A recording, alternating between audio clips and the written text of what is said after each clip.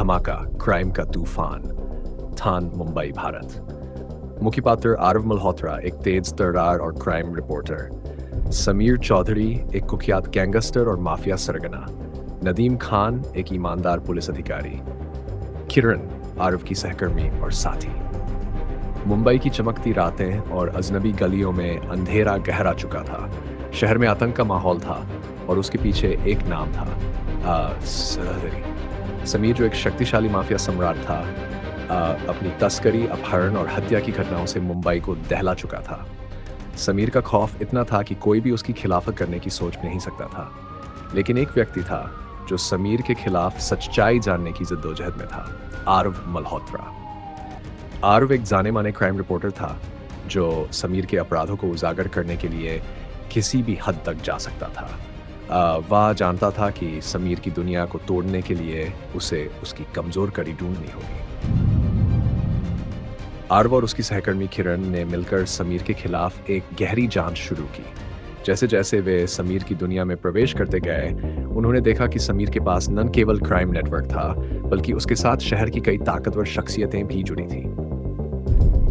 Police अधिकारी, राजनेता और व्यवसायी। यह स्थिति आरव और किरण के लिए बेहद खतरनाक साबित हो रही थी, लेकिन वे हार मानने वाले नहीं थे। एक दिन आरव को एक गुप्त सूचना मिली कि समीर ने एक बड़े धमाके की योजना बनाई है जो पूरे शहर को हिलाकर रख देगा। धमाका किसी बड़े व्यापारिक भवन में होगा जिसमें सैकड़ों निर्दोष लोग मारे जाएंगे। यह धमाका समीर के नए माफिया विस्तार की शुरुआत होगा। आरव ने पुलिस अफसर नदीम खान से संपर्क किया जो समीर के खिलाफ काम कर रहा था।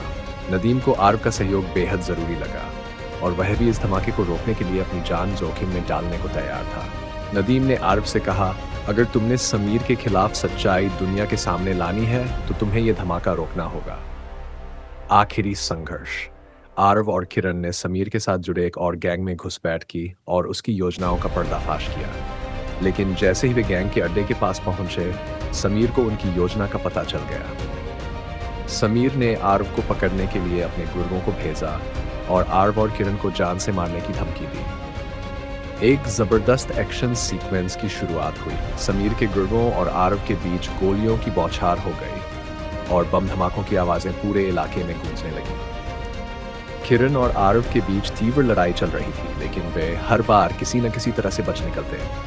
अंत में आरव और नदीम को समीर के मुख्य ठिकाने तक पहुंचने में सफलता मिली, जहां वह धमाका करने वाला था। आरव ने अपनी जान पर खेलते हुए समीर के प्लान को नाकाम किया और पूरे इलाके को बचा लिया।